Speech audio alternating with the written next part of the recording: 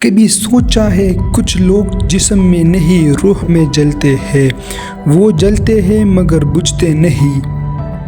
یہ ہے ایک ایسے غلام کی کہانی جو آگ پر لٹایا گیا مگر ایمان کی روشنی بجھنے نہ دی۔ نام ہے خباب بن الارت، ایک سادہ سا لوہار مگر ایمان کا آہنی سپاہی۔ مکہ کی تپتی گلیوں میں اس کے ہتھوڑے کی گونج سنائی دیتی تھی، لیکن ایک دن اس گونج کے پیچھے حق کی صدا چھپ گئی۔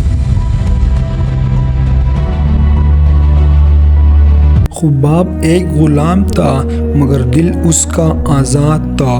لوہا وہ جلاتا تھا مگر اندر کا لوہار خود پگھل رہا تھا۔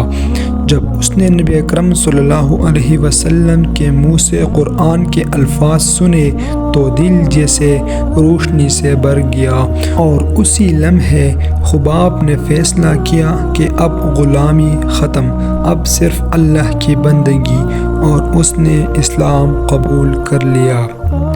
مکہ مکرمہ کے سرداروں کو یہ بات برداشت نہ ہوئی، ایک غلام ایمان لے آیا، یہ ان کے غرور پر تمانچہ تھا۔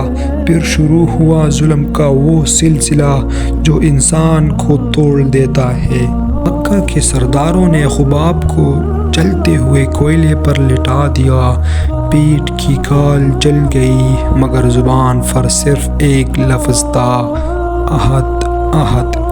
کسی نے پوچھا، خباب درد تو نہیں ہوتا؟ وہ مسکرا کر بولے، درد ہوتا ہے مگر ایمان کی لذت اس سے زیادہ میٹھی ہے۔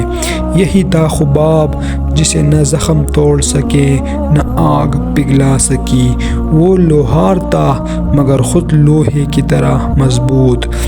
جب باقی لوگ چھپ جاتے، خباب رضی اللہ عنہ رات کے اندھیرے میں نبی کریم صلی اللہ علیہ وسلم کے پاس آتے اور فرماتے، یا رسول اللہ، کیا ہم پر بھی کبھی آسانی کا وقت آئے گا؟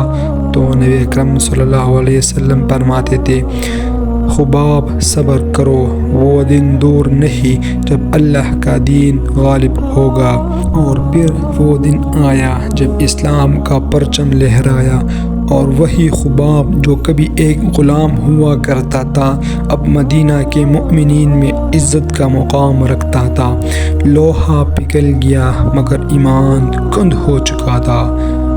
خباب نے ہمیں یہ سبق دیا کہ ایمان صرف بولنے سے نہیں آتا، ایمان جلنے، سہنے اور قائم رہنے کا نام ہے۔